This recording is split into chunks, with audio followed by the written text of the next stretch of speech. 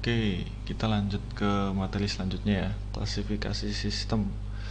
Kalau sebelumnya kita belajar tentang definisi sistem. Nah, di sini kita belajar klasifikasi sistem. Nah, ini secara garis besar itu sistem dibagi menjadi dua, sistem fisik dan sistem abstrak. Sistem fisik itu seperti sistem transportasi, sistem komputer. Kalau sistem abstrak itu sistem jasa atau sistem keagamaan seperti itu. Lalu ini ada pembagiannya lagi, klasifikasi sistem, deterministik sistem.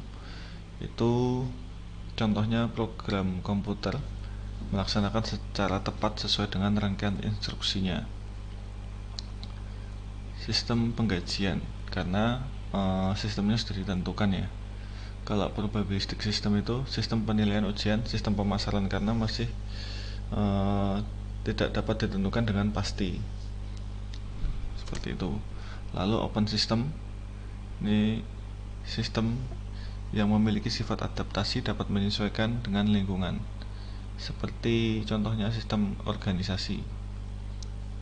Lalu selanjutnya closed system, contoh reaksi kimia dalam tabung reaksi yang tertutup.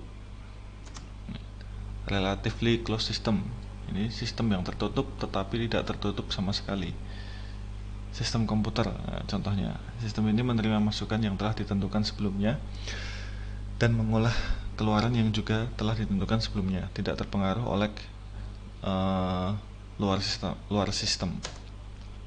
Lalu artificial system, yaitu sistem artificial intelligence atau JST, jaringan saraf tiruan, robot, sistem robotika. Natural system ada laut, pantai, ekosistem, tata surya, dan lain-lain. Lalu ini selanjutnya man system, sistem penjelasan tingkah laku yang meliputi keikutsertaan manusia. Sistem ini dapat digambarkan dalam cara sebagai berikut. Sistem manusia yang menitik berat hubungan antar manusia. Sistem manusia-mesin, sistem yang mengikutsertakan mesin dan manusia untuk mencapai suatu tujuan. Sistem mesin-mesin itu fully otomasi, jadi operasinya 100% dikerjakan oleh mesin. Manusia hanya memasukkan instruksi saja. Kalau manusia mesin kan masih mengoperasikan manusianya. Nah, sistem yang otomatis dimana mempunyai tugas untuk memulai dan mengakhiri sistem. Sementara itu manusia dilibatkan juga untuk memonitor sistem. Nah, ini yang sistem mesin-mesin ya. Mesin berinteraksi dengan mesin untuk melakukan beberapa aktivitas. Nah, seperti itu. Lalu ini perancang sistem lebih banyak menggunakan metode relative close dan deterministic system, karena dalam pengerjaannya lebih mudah meramalkan hasil yang akan diperoleh dan lebih mudah diawasi. Contohnya pada bidang sistem informasi, faktor komputer dan program komputer biasanya relative close dan deterministic, tetapi faktor manusia sebagai pengelola adalah open system dan probabilistic system. Metode sistem ada black box approach dan analytic system. Black box approach itu apa sih? Suatu sistem di mana input dan outputnya dapat didefinisikan, tetapi prosesnya tidak diketahui atau tidak terdefinisi. Nah, contohnya bagian pencetakan uang atau proses pencernaan, karena kita tidak bisa melihat dalamnya ya, hanya cuma bisa melihat input dan outputnya. Nah, ini diagramnya seperti ini. Ini ada input, ada proses, ada output. Berbeda kalau dengan input output proses yang bisa diketahui prosesnya. Ini prosesnya masih tidak terdefinisi. Lalu analytic system, metode yang mencoba untuk melihat hubungan seluruh manusia untuk menyelidiki kesistematisan tujuan dari sistem yang tidak efektif dan evaluasi pilihan dalam bentuk ketidakefektifan dan biaya.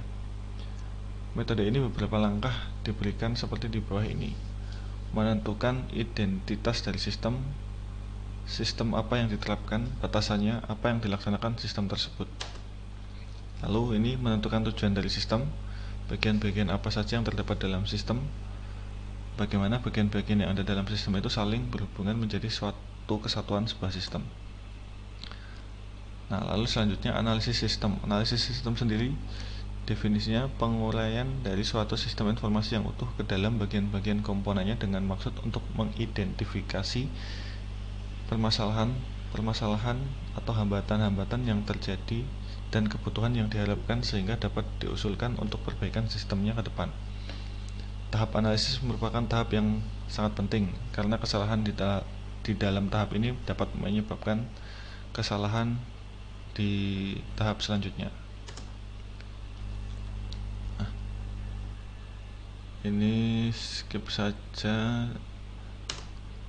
Peranan analisis sistem. Analisis sistem secara sistematis menilai bagaimana fungsi bisnis dengan cara mengamati proses input dan pengolahan data serta proses output informasi untuk membantu peningkatan proses organisasi.